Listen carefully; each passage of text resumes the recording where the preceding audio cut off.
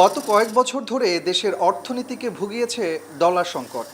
অনেক আমদানি পণ্যের দামও বেড়ে যায় এজন্যে। এ সময়ে বৈদেশিক মুদ্রার রিজার্ভও রেকর্ড পরিমাণ কমে যায়। একই সঙ্গে ব্যাংকগুলো ডলার সরবরাহে হিমশিম খাওয়ায় সীমাহীন জটিলতায় পড়েন আমদানিকারকরাও। তবে 2025-26 অর্থ বছরের শুরুতেই ডলার সরবরাহে আসে নতুন গতি।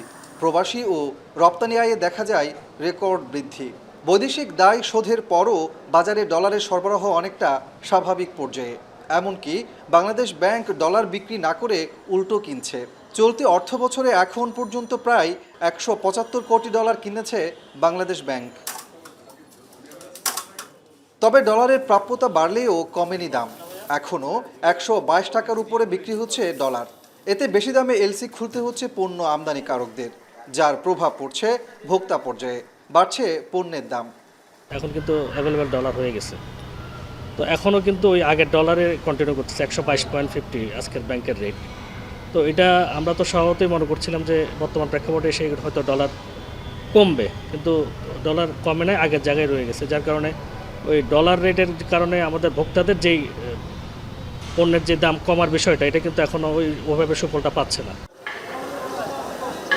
ব্যবসায়ীরা বলছেন, আমদানি নির্ভর দেশের অর্থনীতিতে দীর্ঘদিন ডলারের দাম না কমলে ভোক্তা পর্যায়ে এর নেতিবাচক প্রভাব পড়ে। তাই ডলারের দাম কমানো যায় কিনা তা ভাবার পরামর্শ আমদানিকারকদের। এখানে সব কিছু ডলারের উপর নির্ভরশীল।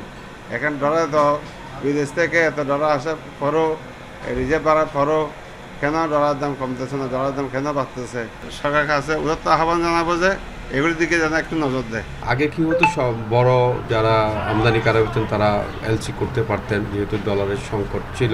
ব্যাংক সুবিধা দেওয়ার কারণে বড় বড় ব্যবসায়ীরা সেই সুবিধাটি ভোগ করতেন, কিন্তু এখন সবাই এলসি করতে পারছেন, ছোট মাঝারি বড় সবাই আমদানি করতে পারছেন। ব্যাংকাররা বলছেন, কেন্দ্রীয় ব্যাংকের বাজার তদারকি বাড়ালে ডলারের দাম কিছুটা কমতে পারে। এতে আমদানি বাড়লেও রেমিটেন্স কমে হুন্ডি বেড়ে যাওয়ার শঙ্কা আছে বলছেন তারা। ব্যাংকগুলো যদি ভালোভাবে বিহেভ করে এবং মার্কেটে যদি স্বচ্ছতা থাকে এবং যদি ম্যানিপুলেট না হয় অথবা সিন্ডিকেটিং যদি না হয়, তাহলে আলটিমেটলি গ্র্যাজুয়ালি এটা কমে আসবে। তবে যতটুকু কমলে পরে আমাদের ইনফ্লেশনের একটা বিষয় আছে, ইকোনমিক সাইকেলিংয়ের বিষয় আছে, তো গ্র্যাজুয়ালি এটা কমে আসবে।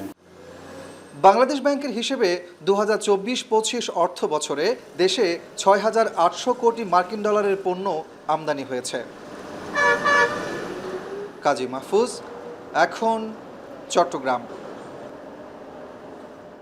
বিশ্বের সর্বাধুনিক প্রযুক্তিতে প্রস্তুতকৃত Arik silver wash detergent powder 500 গ্রাম মাত্র 70 টাকা। রিমার্ক।